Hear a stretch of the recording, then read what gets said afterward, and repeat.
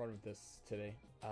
They stopped doing this. Guess who? It's our GOAT, JM Crofts. Hey, I'm JM Crofts. I think they stopped doing this, but before they were doing like the wired, like ask anything, you know, but recently they've been just doing, oh, okay, yeah, they did it recently. But I guess if they're not happy with the viewership, because it's not even close to their best performing. Oh, the biggest one is Max. One of these two are in videos of me. So we're gonna watch this one. We're gonna watch this one because one of these two are in videos of me. So I am a professional fighting game YouTuber and Hell yeah. commentator, and this is Ask a Pro. What's my research process for my videos? For example, my strange guest character videos, how did I find them? So usually, ooh, is he gonna spit game? Right out. I try to do videos that I like already know stuff about. Like for that video, I knew in my head, I was like, I gotta have the car from Fighters Mega Mix. So like a lot of them I already have in mind, but a lot of it is also just Google. Like I just Googled guest characters in fighting games and found like a wiki article and went through them and was like, yeah, pretty much just Google and then years of acquiring random knowledge. Yes. I will say, luckily, over the years, I have taken notes on all the games that I've played. So I have like, and all the versions of the games I played too. So I have like just a shit ton of notes just sitting around. I review them hella for when I do stuff about past games and stuff. It also helps that like, my case that, I'm actively playing Strive. So for the game you're actively playing, it's very easy to make videos sometimes. There's not a lot of like analysis content on the game really, or usually like one thing I find in fighting games is that people are very surface level. So like for example, when this game came out, people are like, there were a lot of videos like the most broken character in GG, and they're like, yeah, Soul is, you know, he's a gorilla, very unga, but he's also a bunga. Close slash is +3. This is his far slash +2. You know, like I did button DP. I did all this damage. He's unga. That's Soul. Because I play the game, but also like I don't feel like I can do stuff well in the game unless I personally understand it to the level that I can actually like say it. I think I'm able to communicate things slightly differently to people. He's really well versed in like retro games and like random ass games. There was definitely a period in broken moves where like, man, okay, picking another Persona move, and I'm like, dude, yes. One, the game has a lot of broken shit, and two, I know a lot of specifics about it, so that's what I'm gonna reference. My bad. If I don't pick Persona, nobody picks Persona. What's my favorite type of fighting game content that I enjoy watching? Ooh. You know, this is a big one because, like, I pretty much watch content all the time. Say LK. I also watch content all the time. I'm like, if you couldn't tell by this channel, LK Chronicles, I watch content all the time. I literally think I watch like 8 hours of YouTube a day. Obviously, top players like Brian F and stuff like that. Nephew. Brian. Those guys. So I actually don't watch Nephew because I don't play the game. And I was thinking about this recently. I feel like I'm not getting recommended fighting game players as much. That's actually how I learned about Gal Winquote, now friend of the channel. He just got recommended in my YouTube feed, and I watched a couple of videos, and I was like, damn, these are good ass videos. Gal Winquote, I feel like, is a lot of YouTube. Speaking of which, his favorite YouTuber, and he's one of mine as well. I like. Landman asks, if I could make any fighting game have a successful competitive community, which would it be? You know, this question has actually touched me lately because there were a couple. I remember when Ultimax 2.0 came out, I was like, damn, if they ran something for like 6 months to a year, I would have dropped Strive to play Persona for like a year, but they didn't do it.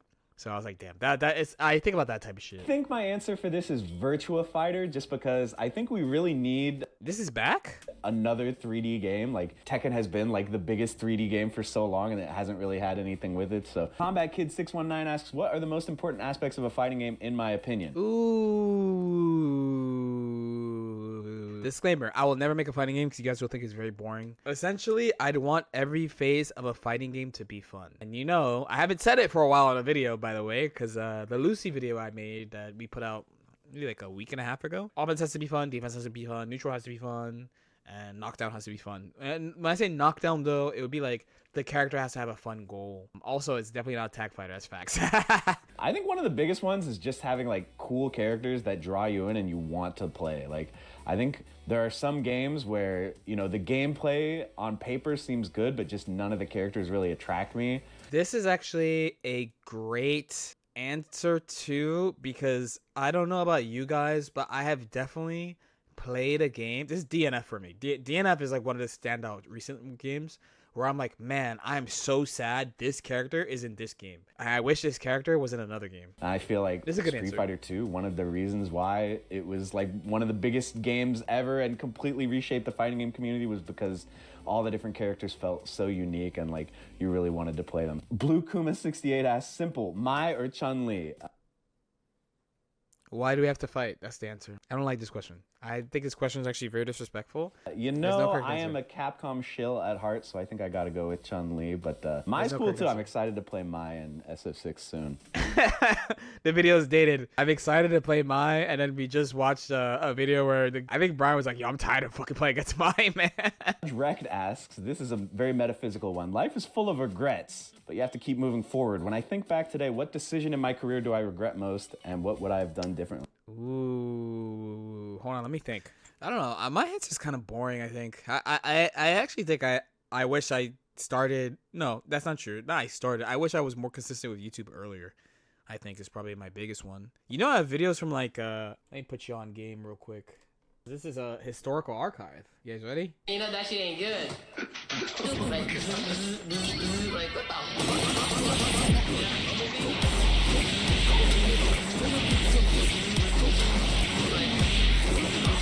History. Man, you don't wanna look stupid.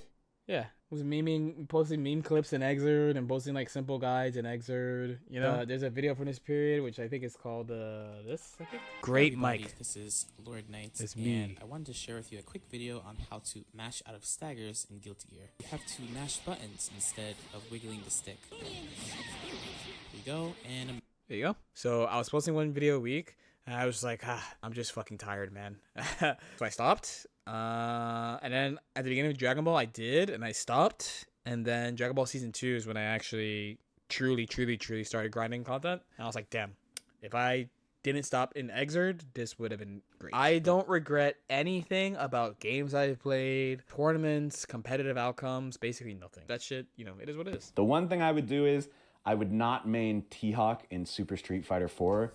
That was a huge mistake, and I should have just... All right, scratch that. I would have listened to that dumb fuck who told me to play Viper at MVC3. I would have played Morgan instead. Okay, that I actually regret. That's my regret. Silver Dono asks, at the beginning, how did I balance my time and life between work and content creation? I didn't.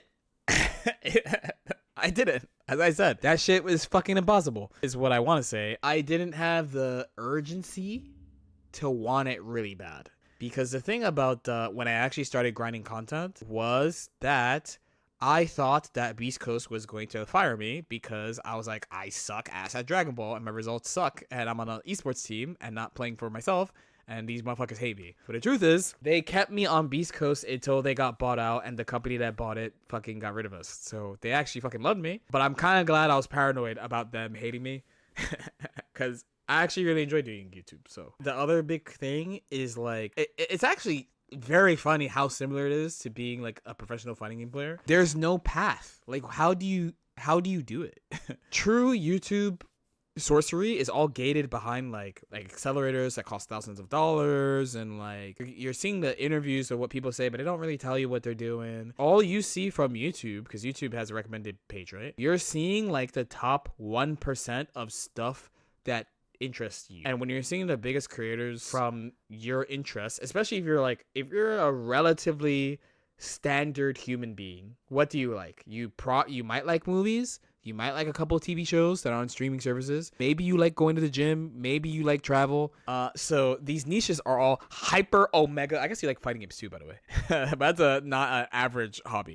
So those are some of the most competitive niches on YouTube. When you actually start doing content, you see the gap between you and those people. Actually, one of the first things that I was told, I didn't figure this out on my own. Someone told me right at the beginning, and I'm so grateful someone told me this, is that you can't look at the most successful people in the niche that you're in, because like you're just not there. Like you just focus on posting videos about stuff that interests you, that you think will help people or whatever. And as number goes up and as you get more equipment, start working with people, you get a thumbnail guy, you get a couple of editors, the thing that you do 10 years after you start is so different. So that piece of advice helped me out. And at the end of the day, I think it's more important to have like good content that is unique and sets your personality out for people to see. That's more important than just grinding out hardcore and doing like a new video every single day. Commander asks, what is the best topic to focus on during mid-match commentary? The game? No? Honestly, I think the best topic is your co-commentator, right? Like, I feel like a common mistake that newer commentators make is that... Not talking about the game? All right, question. Before we let him cook, because by the way, we interrupted him. Why do you, watching right now, why do you mute commentary? This is why I mute commentary. There are certain things that commentators say about characters where it's like auto mute. Example is Milia and Exerd. They say some shit about Pin where it has no importance. It's auto mute. Or they say something about Biken's amazing defense, talking about jab. I auto mute. Memeing is okay depending on the, like, when I'm watching my local, when I'm watching like the New York monthly, you can meme at the New York monthly. You can meme. You are allowed to meme. They did commentary like that at Combo Breaker. That's pretty bad. So what do I think? What do I like? It's a combination of talking about the game, but also it really helps when they know stuff about the players and stories about the players. One of my small pet peeves about going to offline events is when they get people to run the individual brackets, like the early parts of the brackets, who don't know anything about the game. That shit always pisses me off. I cannot tell you how many times I have almost been DQ'd from a major while I'm standing right in front of the guy, where they don't call my name. I'm just standing there, and then a guy with a fucking clipboard goes, "We're about to DQ Lord Knight. Where is he?" And I'm looking at the motherfucker, bro. That shit drives me fucking insane. I'm not saying that, oh, you're supposed to know me. I'm Hollywood. You should know. I'm saying that it should be slightly like the commentators. Like, you know, if you play Guilty Gear Strive and you lightly pay attention to tournaments, there's a group of about, honestly, like 150 to 300 players that you should kind of know. I do not know how they find people to volunteer for brackets who don't play that game. How good is the free food in the back, bro? Anyway, my bad. It has nothing to do with this question. They have like things that they want to say, and they just kind of shut out their co-commentator and wait for their turn to talk so they can say the thing they want to say. And it makes things feel super weird. Pay attention to what your co-commentator is saying. Okay, use that as a jumping off point. This is fair. I want to hear more about JM's Skullgirls days, and also what's my favorite blockbuster in the game. I just talked about Skullgirls yesterday, right? My favorite blockbuster, you know, there's a character I don't play, Big Band. Like, his level 5 is legendary, right?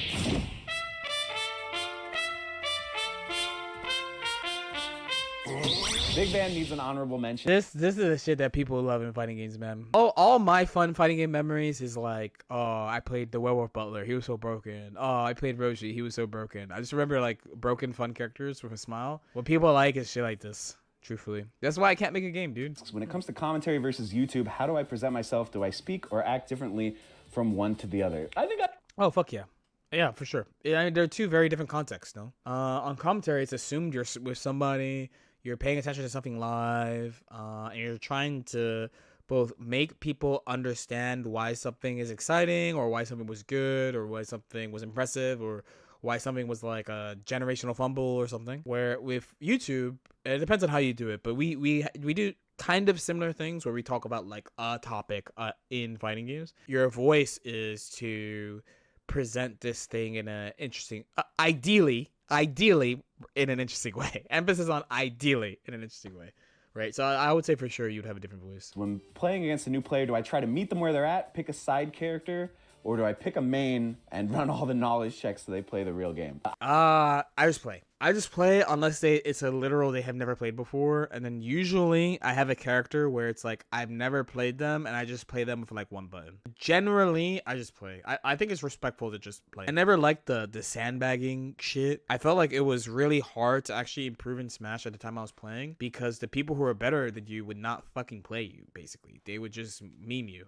like nonstop. So I'm like, dude, how the fuck am I supposed to get better? I will admit, sometimes I ego people. Like, I'll be playing somebody, like, oh my god, this fucking person's so annoying. And I'll, like, hyper-focus on a thing I think that they do that's bad. Yes, but I will say, 100%, I would not sandbag you. I have this thought of it, basically, as long as your opponent knows how to play the game to some degree. There's something you can practice. Like, it doesn't matter. I slightly refined this because, like, I think there are certain characters, I play on stream and on YouTube, I play anime games, but if you're watching on Chronicles, you may not know all the game history that I played, but like, it is fair to say, by the way, I don't like when people say it, but I understand why players of those characters say it. I'll use an extreme. I'll use like Asuka, right? If an Asuka player goes, hey, playing that guy is a waste of time for me, I understand, because the way the character is made, if you're not good enough to deal with like the Asuka checks and what you have to do, then it's just like you're just doing the thing. And even then, though, I think you can still practice them because you're just getting reps doing the see your shit quick, make choices quick thing. Like all the people who play like the super, like if I hit you, it becomes very one player. If you don't know how to deal with this thing in neutral, then it's really one player. I don't blame them for having that thought. I don't like that thought, and if I played that character, I wouldn't do that. Like if someone asked me, I would still be like, there's probably something I could work on. I don't like that you say that, but I understand why you say that. Oh yeah, also, by the way, context matters. If Strive is at fucking Barcade, no shot I'm going hard. I might not even play. I might just watch. And if somebody looks like they know how to play, I'll hop on. If I'm playing you at if I'm playing at an anime con, if there's an anime con tournament and it's official, I'll play normally. If there's no official tournament, I might not play at all, and I might just ask like online, hey, is anyone here who plays this game? If it's at a fighting game tournament, I think it's almost mandatory that you just fucking pick your mains. You're in a situation where it feels like someone is new to the game or wants to learn. I would usually just ask what they want, because some people, like if you play your side character or like sandbag, it's kind of like, I don't know, it's a little offensive. What is my dream fighting game? Do I think it's Fire Emblem? Actually, Fire Emblem, but truthfully, something that should actually happen is Final Fantasy. I think a Final Fantasy fighting game would go so crazy, and I would allow it to be 2v2, even though it shouldn't be. It should just be a 1v1, truthfully.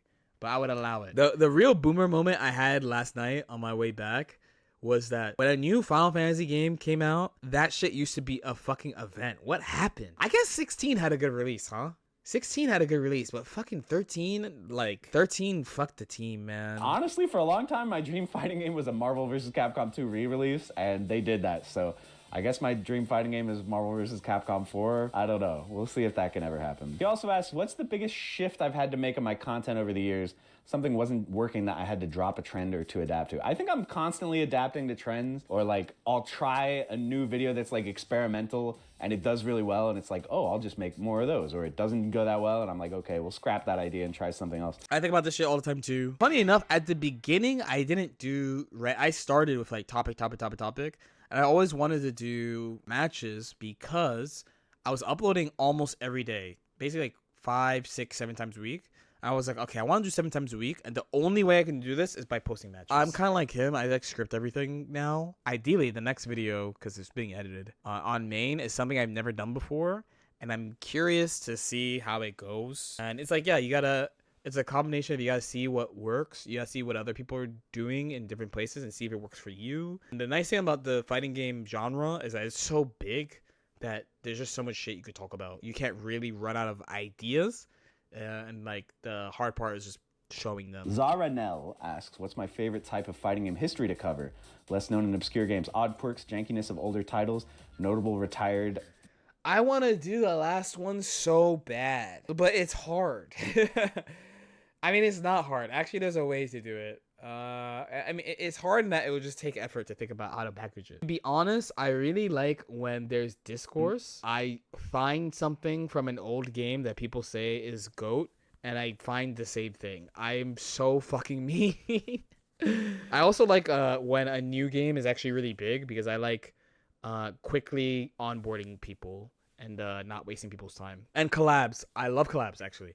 I love collabs. I still claim #1 collab fighting game content creator, period. I think that's me. I think it's really fucking fun. I just recorded one like a week ago too, because again, there's so many different types of fighting games that even though I am a multi-fighting game player, there's still shit that I just don't interact with. So it's like you get to just learn more about the shit that you like, just a different perspective. Also, Cross was very early to the making videos about like a player story because he had the KBR versus F Champ. There's a channel, it's a Spanish channel, but there's a channel where that's the whole channel is player stories. But Cross was super early to this shit in fighting games, and a bunch of the players I reference are players that people don't really know about anymore. Like Cho is so god. Like they see another Happy Chaos player, which by the way, it's understandable because it's Happy Chaos, but they don't know that that's a Blaze Blue goat and that's a fucking Persona goat. That's literally the Persona goat overall, I think. All right, Cho has just been so good. I learned so much about how to play fighting games from this player, Cho from Nagoya, right?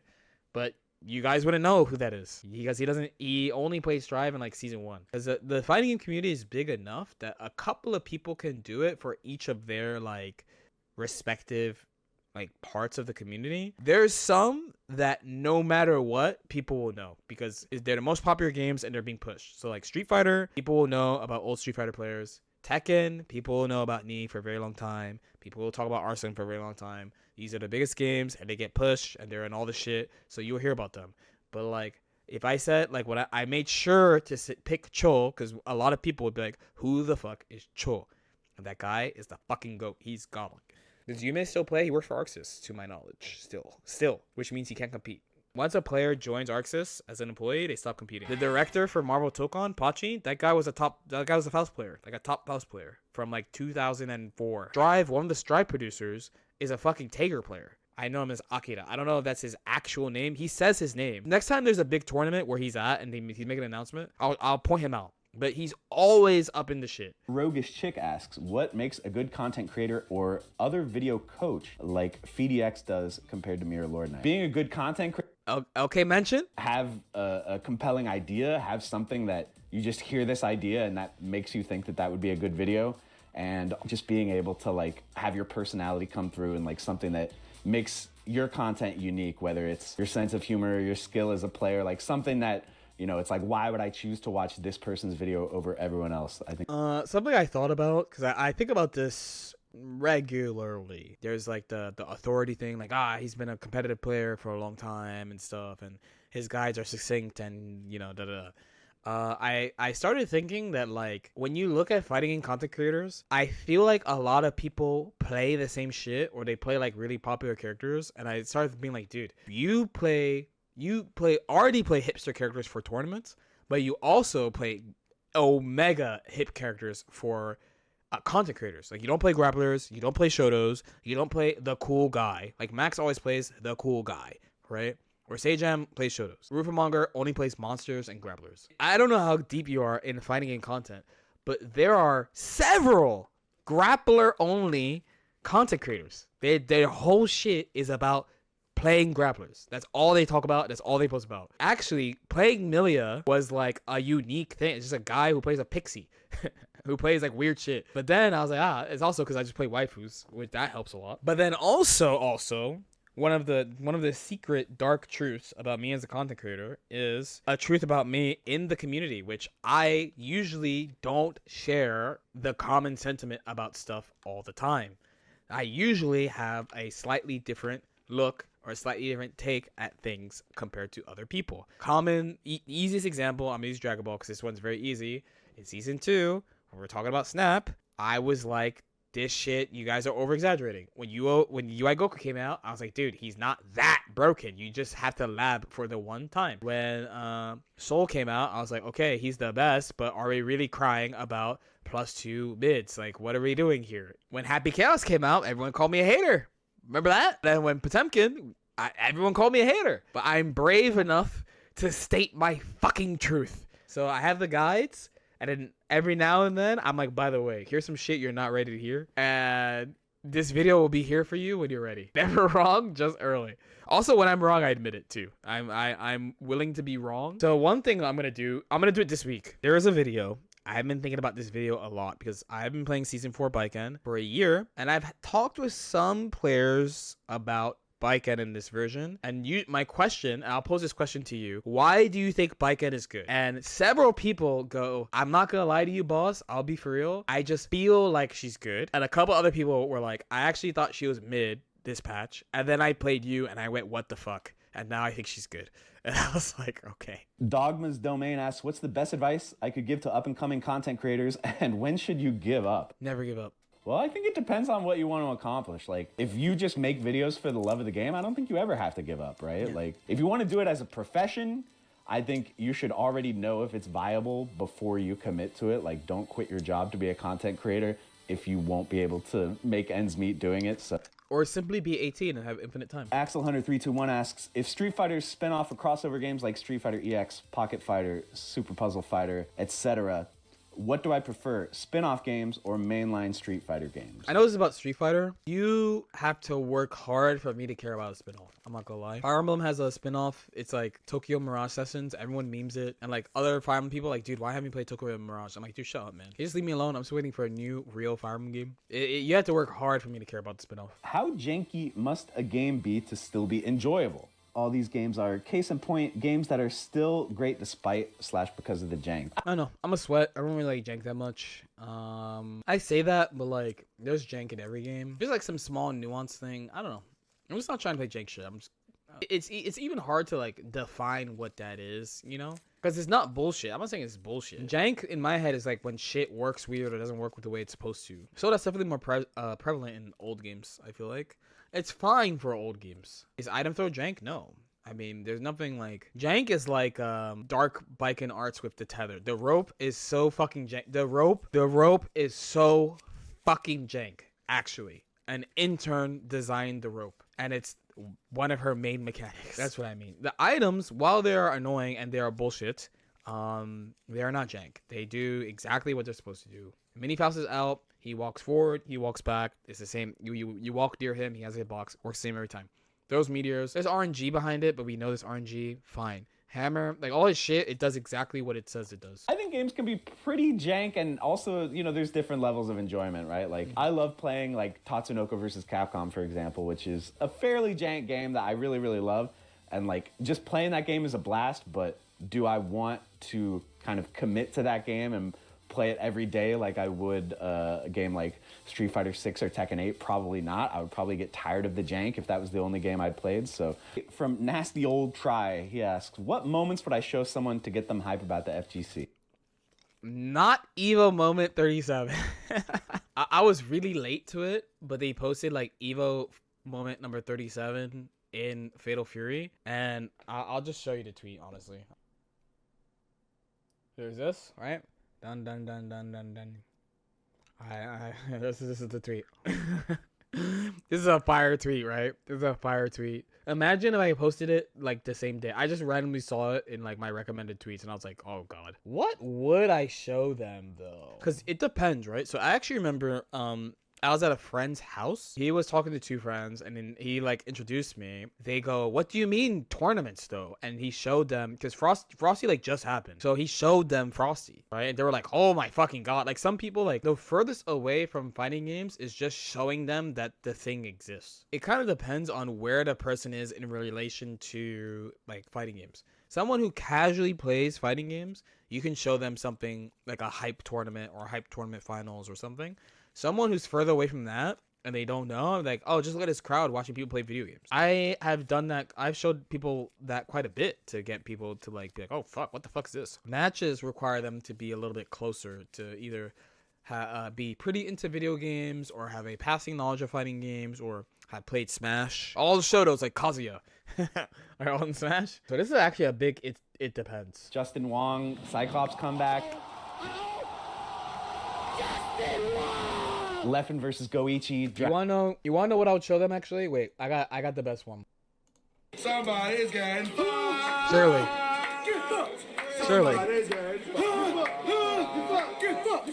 Guess where this is not, by the way. This is definitely not New York City. No, that's Midwest. Jamcrofts is in that? No. Unless? I mean, I don't blame you for thinking these that might be him, actually. Who is that? Maybe, Combo Fiend, Marvel 3, that's a classic one. Bionic arm! OTG! Bionic arm! Giving Seylor, he has another chance! He's done! He's I don't know. Yeah, imagine playing this game in tournament, man. Dude, this game is so... It takes so much skill to not get fucked in this game, man. How do they package this better? This is such a good video. This is such a good video, and I don't think it got enough views. And I'm sad that the only one that got a ton of views is the one with Max, because it's good as fuck. All these are probably good. I'm probably gonna watch all of these. I'll just space them out. Just watch one every 3 months. Or just watch one every 3 months and just like answer the questions too. This show is fun.